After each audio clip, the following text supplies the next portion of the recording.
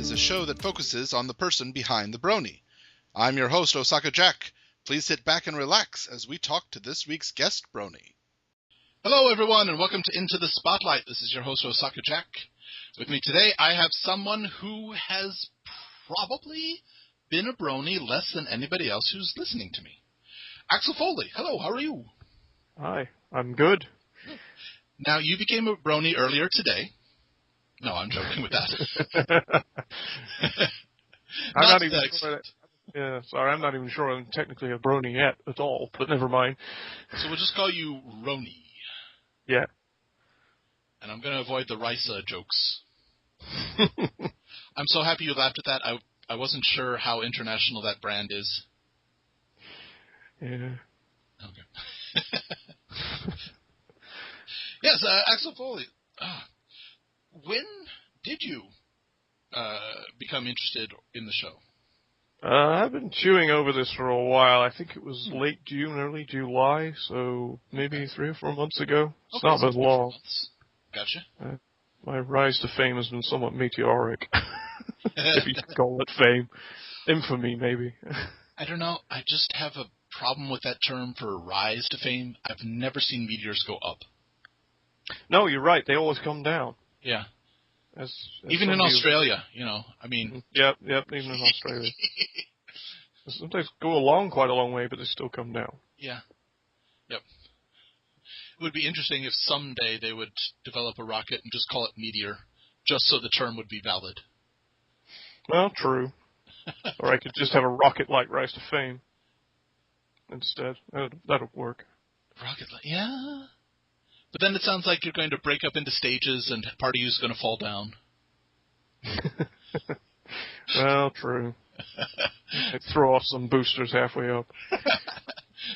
Get your funding canceled when your shuts down. Your funding canceled will never happen. Yeah, okay. Yeah. It's fun to overanalyze metaphors, don't you think? Yeah. Especially when I know way too much about NASA. Is it possible to know too much about it? Or, I mean, be a fan, be really interested, I think I know some people who border along the lines of knowing a little bit too much about space exploration. I would argue that it's of not knowing anything about real life. I would argue that it's not so much them knowing too much; it's them just not accepting that there are other things out there. Well, possibly. But I can understand your point. Both. Yeah. What was the catalyst that got you started? The catalyst was, I was thinking about this the other day, because obviously I've known I'm going to be doing this interview for a while, so I had to sit and think about it to get my head straight. Yeah, starting next season, I'm going to do surprise interviews where I just jump on random people's Skype. Yeah. Hi, how are you? We're on the show now. Do you want to talk to me? Yeah, you should do that. You should still do that. No, I got my head straight about it the other day, and I came to the conclusion that there were a couple of things that got me interested. Mm-hmm. One was Joy the artist. I've known Joy for a long time, through other channels, and I've always known she's been interested in MLP. Mm-hmm. And she's mentioned it a few times, but she knew I wasn't a Brony, so she wasn't, mentioning it a lot. Sure. But, she, as I guess some of your listeners probably know, she makes pony plushies. Mm-hmm. And I was looking for a way to help her out, because she has a little bit of money problem sometimes. Sure. And she said the best way to do is buy a pony. I thought, well, I could just buy a normal one. No, I'm going to commission one, because that way I get to pay more for it. Oh. So I sort of started wandering down the lines of commissioning a pony, sort of as a sort of thing just to help around. And it sort of set something off in my mind. I don't know what, but it sort of sat there for a while and didn't go anywhere. And then I fell over our good friend Full Papers. Ah, yes. Yay. And I got to know Full Papers through Joy, because obviously this is how Twitter, I should mention that most of this happened on Twitter. Okay. I'm a huge Twitter hound. I've been on Twitter for over 5 years now, and I've gotten to know literally hundreds of people through Twitter. That's a long time for Twitter, absolutely. It is. Twitter was a lot more of a baby when I first joined it, and there were a lot less people on it. I can claim the same thing, and I've just been on it for 18 months. So. It's one of these things that seem to grow exponentially. Yep. But yeah, I mean, and I've known Joy for probably 2 or 3 years, and and she knows Full Papers. I got to following Full Papers somehow. I think I don't know. It was just I got into a conversation between him and Joy and me, and it blossomed into something quite funny and quite cool. Sure. And I ended a lot up with following. Full Papers. Yeah, it's how Twitter works. You get to a conversation with somebody, you discover something new that's cool and interesting. Mm-hmm. So, and I followed him, and I was reading his tweets, and obviously there's quite a lot of pony stuff in there. Sure. But I think what really set me on the road to actually trying to get involved with the community, rather than watching the show, was when Full Papers was in hospital, when he had his medical issues. Kidney stones, right. His kidney stones, yeah. Something I guess you're familiar with, too. Too much. Very too Far much. too familiar, Granted, his appeared to have been larger than anything I have passed, but at the same time, I haven't gone to the hospital for mine. I've just done home remedies, which is usually sit at home and cry. Yes, a lot. Very painful. Mm-hmm. I've had similar abdominal pain to kidney stones, but I've not had the unpleasant passingness. And he was obviously in hospital, and he by that time I'd gotten to know him a little bit, and I knew he was a big time brony. So he does this thing every so often where he'll post a picture and ask somebody to ponify it, i.e. Photoshop ponies in amusing poses and stuff. And I photoshopped. He did a picture. I think it was hospital bed. And said, somebody brighten this picture up. So I photoshopped a picture of Derpy sticking her head up through a hole in the floor, looking confused into the middle of his bed, and he adored it. He said it was really cool. And I remember that. Yes, it was incredibly cute. Yeah, he was really quite flattered because I wasn't a brony. I actually went to the effort to do it anyway. But very kind of you. Yeah, but I was following him, and he was retweeting a lot of stuff from other people, and I was just blown away by how many people had taken time to Photoshop up some pictures and send him cards and deliver him stuff in hospital, and I was stunned, literally. I mean, I've been a member of a lot of online communities, and some of them have been incredibly cool. But I have never seen such levels of generosity and kindness and care as I saw when he was in hospital. And I threw my 2 pettiness in as well because he's a cool guy. Sure. But that set me thinking at the time that you're obviously a cool bunch of guys and girls and people generally. And I sort of started creeping towards, I'd like to get to know a few of you, so I started looking through Full Papers followers. I think I picked up you, I picked up RJ Sketch, and a couple other people. I think, I knew Lupinaya, before I got involved, because I knew her through Joy as well. Okay. Because this was one of the other things, was I read several blog articles early on about how much MLP had changed some people's lives. Right. And it has. I mean, there are blog articles out there that people have written, and it's astounding just reading them. Yes. How much it has meant to these people. And that, left a mark. It took me from a position of complete, neutrality and don't care, bronies are just bronies, to a point of thinking, well, obviously this show has a profound effect on some people. There must be something to it. Yeah. And it all sort of kind of snowballed a little bit and at the same time I was working out an OC to do my commission with Joy. Okay. And it kind of snowballed a bit, and I got to know Full Papers a lot better after he was in hospital. Yeah. And we chatted a couple of times on Twitter by direct message, and it all kind of started slipping towards where I am now.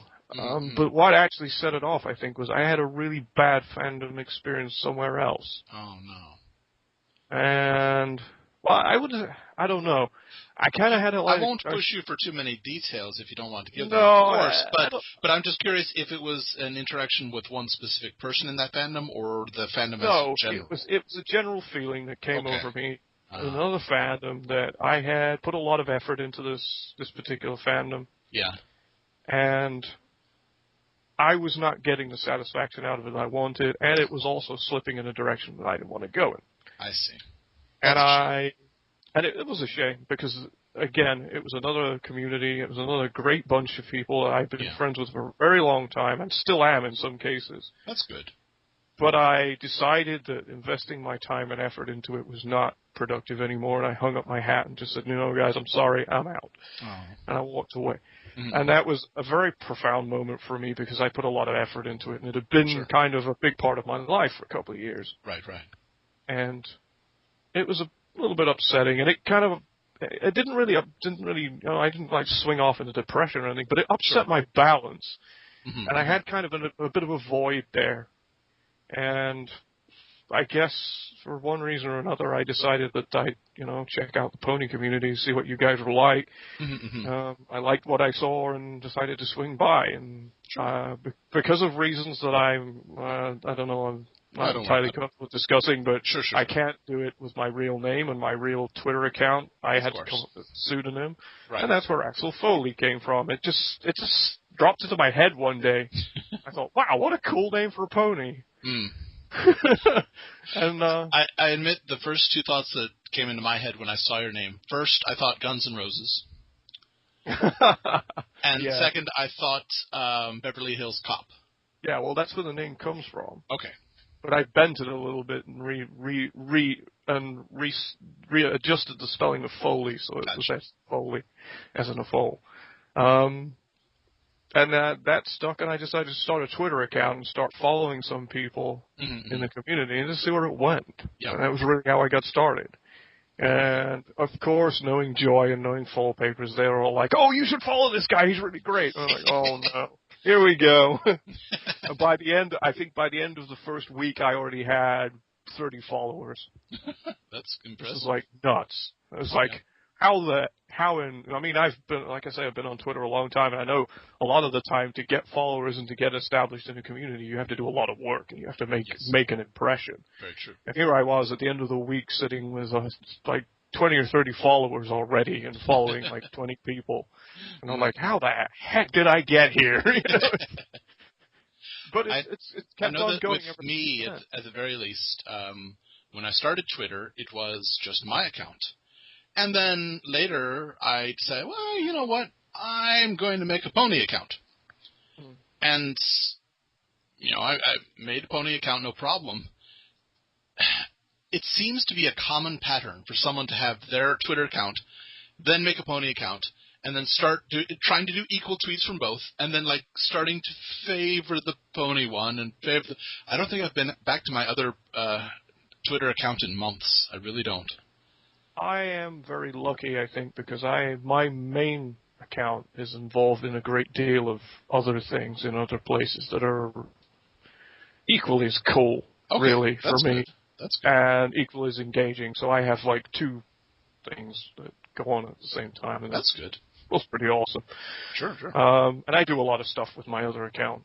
That is really amazing that I really keep up with as well. Because you'll find days when I don't tweet much on Axel Foaly because I'm somewhere else. Right. Like yesterday, I went to a lecture by an Apollo astronaut, so I was off on doing something else somewhere else. And my pony account tends to get a little bit neglected on those days. But other days, I'll tweet a lot on Axel Foaly and not on the other one because I'm having fun with the pony people. Mm-hmm. Because you guys are a lot of fun, a lot of the time, and I honestly think at this point you can change your pronouns. It's not us. It's not as in you guys. It's we. You're part of us, dude. I know. I still haven't quite got my head around that. I can understand that. I don't know. I feel like I'm part of the community, but I still kind of feel like I'm not quite 100%. I can understand that. I try to make it a point. I don't ever want to force anybody to be it. I have a bit of a problem if someone says they have converted their friends into bronies. I'm like, it's not a religion. It's not that kind of thing. Yeah. I mean, and everybody I've come across all the way from square one has always been the same. That's good. Has always said, well, I'm not going to push it, I'm not going to, I'm going to get in your case, but you should check this out, and that's all they've said. Mm-hmm. And eventually I got there in the end. That's good. I approve of this. I think that's the proper way to do it, yeah. And it's a good natural way to get into something. And it makes it more fun because you do it a little bit at a time and you open up new doors and every so often you do something cool happens. You're like, whoa! Now, I have to ask, just because I know it was not the case, I guess pretty recently, have you watched all the episodes yet? Oh, no. Okay. I'm far from it. Okay. In fact, not a guilt thing. Just curious. Not a guilt thing. No, I know. Several people have asked me, but the one thing that makes me possibly a little bit sort of standoffish maybe about sticking like a tag on my head that says I'm a brony is that I don't really watch the show all that much. I can understand how you're thinking, but I have to disagree with you. I honestly, for me, to be a brony, you have to 1, enjoy the show, 2, try to be a good person. That's it. Yeah. Anything beyond that is just semantics to me. It's And I do, and I guess if you put it like that, I do both. I have watched and enjoyed the show. There you go. To a limited extent, and well, it's just part of me that I try to be a good person. That's just who I am. Sure. I've always been the same. Oh wait, I guess I should put a third thing in there. You wish to be a brony. I mean, I'm sure there's some people out there who have watched the show, enjoyed it, try to be good people, but they're like, I don't want to be a brony. Fine, that's okay. Yeah, and I know I've seen recently that I've seen posts recently about several people who've openly objected to being referred to as a brony in spite of being part of the community. Yeah. I don't necessarily object to it. I'm one of these people. I don't like labels. Okay. Somebody tweeted me a really crazy cool one-liner the other day. They said labels are for soup cans, not for people. I thought that was fantastic. I like this, yeah. Because for the most part, I hate false labels. I don't even like music genres. I'm not fussy about labels. Sure. I don't like people who try and box music into different genres. It's just music. Yeah. Just listen to it. It doesn't matter if you don't like this type of music or don't like that type of music. Sure. If you don't like it, don't listen to it. If you like it, listen to it. Who cares what kind of music it is? Yeah, I agree. I'm kind of the same with people. I don't really care who people are. I just care what they're like. Who they are as people. Sure. I don't care what society says they are. Mm-hmm. To me, they're friends. That's all that matters, really. Yeah, I can agree with this. But to some extent, I'll admit to being a fan, and I do like the show. I enjoy it when I do watch it. Mm-hmm. I find the characters are really fun, and the stories are incredibly well written, and it's beautifully animated. Mm-hmm. It's really got everything going for it as a cartoon show. I should also say I don't watch a lot of TV either, which doesn't help. I can completely understand that. Hound. I can completely understand that. Granted, my reasons are different, but yeah. I watch virtually no TV at all, in fact. Yeah. I will watch the odd show on Discovery during the week, and I watch motorbike racing on TV, and that's it. Oh, okay. I get 99.9% of my entertainment is through the internet, interacting with friends and other people and doing stuff online or playing video games or something like that. I would mostly agree. I occasionally watch a television show, but I really haven't gotten into any dramas or comedies. Variety shows I don't mind in the morning because, I'm getting ready and it's mostly mindless drivel, but it's slightly entertaining. And that's fine for background noise. Mm-hmm. But, getting into a show I really haven't done for a long time. Whereas I read Twitter and I'm eating my breakfast because it's far more entertaining and far more fulfilling. But yeah, I can see this. I'm off to be found when I come down for breakfast with my bowl of cereal in one hand and my phone in the other. Read Twitter. I can. It's Watch this. It's my board. Watch this. I'm going to get so many comments right now. I haven't seen a single episode of Breaking Bad. I haven't watched any of the Adventure Time past the first season. I haven't played the new Pokemon game. I haven't watched any of the Avengers TV show. I haven't played Grand Theft Auto 5. Let's see. Anything else that's going to cause people to explode on me? That might do it, I think. Okay, yeah, that'll do it for now. I've got one that always makes nerds go crazy. I have not seen any episodes of Firefly. Oh, no, I haven't watched Firefly or Serenity either, and I had a big discussion with several people about this the other day. They're like, what? Yeah, that's usually the response I get, but one thing that always sets my fellow geek crowd off is that I don't like The Big Bang Theory.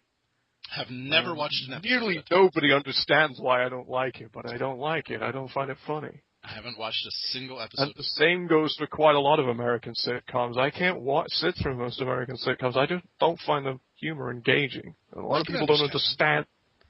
Yeah. I will say that my law of sitcoms that everybody in my family follows, it really works well. We never watch an American sitcom the first season. Never. Not a single episode. First season is always terrible. If it's got anything to it, it'll come back for a good second season and an amazing third season and a wonderful fourth season. That's just our rule. We don't watch things the first season. Yeah, I mean I've watched some of the Big Bang Theory episodes and it's just like, okay, it's supposed to be funny. It just does nothing for me at all. So I'm sure we're going to get a lot of hate mail and probably the comments. Yeah, I'm bound to get like 15 people unfollow me on Twitter now. They're like, "Oh, like the Big Bang Theory. What an idiot!" Yeah. I don't mind so much if I do occasionally miss the inside joke. Like I know Full Papers is a huge favorite of, and I haven't seen any episodes of this. I'm sorry, I haven't seen any Avatar: The Last Airbender or what is the follow-up, Legend of Korra. I haven't seen any of them. That was actually, it's funny you should say that because that's where the Firefly conversation started. Interesting. The other day. Interesting. It was a comment about Avatar, The Last Airbender from Full Papers, and I just said, he said something and I said I didn't understand it because I'm a cultural hermit or something. Right. And it started and it went off on a bender about, what I have. Bender, I recognize. That's Futurama. Okay, I have seen Futurama. Yes. I recognize the word Bender. No, I've watched the entire Futurama from end to end on DVD. It's one of the few things I have watched. I'm a huge fan of Futurama. I want to be clear about this. It is not that I have an aversion against any of those shows. Even Big Bang Theory. I haven't seen it. And it's not that I don't like it. It's just not something that enters my frame of mind when I have a free minute. That's more or less the same way it works with me as a lot of these things like I haven't watched Breaking Bad or Lost or 101 other shows that most of my friends are big fans of, and it's not that I don't like them. It's just I don't want to watch them. Yeah. I don't have time in my life to sit down and watch TV. This is absolutely the way I feel. It's not that I don't like them. Granted, some shows I watch and I don't like. It doesn't happen often, but occasionally. But yeah. It's just one of those things. It's like you say, it never really enters into my frame of mind. I'm not, I guess maybe, I don't know, it's weird. It's maybe the way I was brought up. It might just be because I spent my teenage years, instead of sitting in front of a TV, I sat in front of a computer. Possibly. Playing video games and hacking stuff instead, so. I get the feeling that I might do it if there was like, also, another big one for me, I live alone. I mean, this apartment is only mine. I think possibly if I had a roommate, if there was a show we both liked, we might... Yeah. That might occur. Yes, I can see that. I mean, I live with my folks, but I get left to myself most of the time. Sure. And I'm the same. I think because I'm my own person and I do my own thing, I think it largely means that I don't have anyone to sit in front of the TV with, because my folks are not going to watch the same shows I am. Sure, for the most part. Yeah. So I don't have anybody to sit and watch it with. So I guess that's a big component of it. Shows is Community, which but Community watching it at the time, I guess. Hmm. Something cool that RJ Sketch tried to do was try to get people on Skype and watching MLP at the same time. I've seen that, and that's right. I guess that's something you haven't encountered. When probably, I'm not going to say for sure, but it has been the case when new seasons are airing, is you will see live streams forming that are showing the episode as it's airing, and granted, usually very low quality because it's as aired, but that has happened in the past, and more than likely will happen for the next season. I rarely took part in them just because they all happened at 2 or 3 a.m. my time. Yeah, and they'll probably be in the middle of the night for me anyway. Well, so let's see, you're 7 hours behind me, so it would be about 7 or 8 p.m. at night for you. No, I'm 9 hours behind you. Okay, then 6 or 7 p.m. for you. Not impossible, just probably not the most convenient time. Yeah, it's around dinner time. It's not fantastic, but anyway, but that's another thing that I've often been, I don't say chided, but often been,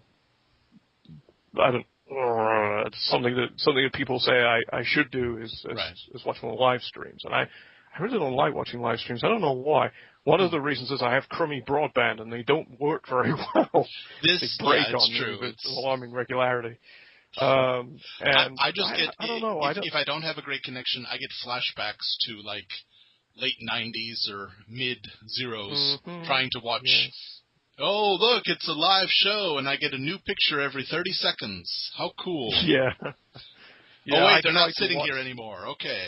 I tried to watch the live stream of Full Papers doing his talk at BronyCon, was it? Yes. The one he did on Pegasi. And the audio broke up every 10 seconds. Oh, that's a shame. And stopped. And the picture kept going, but the audio stopped. And then it picked up. And obviously when you're trying to listen to our dear friend talking about Greek mythology and stuff like that, it wasn't very convenient. Sure. I haven't gone back and rewatched it. I really should do, but it is unfortunate. But often the hotel spaces do not provide the promised internet connection. So often I know that often EFN is trying to broadcast on the smallest about miracle data you can imagine, and it doesn't always work. Yes. I've been in situations with that before myself. So, well, not personally, but with crews trying to do video streaming and trying to get everybody off the Wi-Fi so that they can stream the video and we don't kill the internet connection. The irony is that when the connection is bad, everybody at the area will start tweeting or mentioning, "Man, the connection here is so terrible. No data's getting through." Yeah, please, the connection stop. just defaults on its backside. Yeah, it's like stop tweeting. You're making it worse. Yes. It's like everybody's complaining how much water's on the ship, so they punch their own holes. Yes, that's right. Yeah, let's try and let it out. Yeah. Yeah.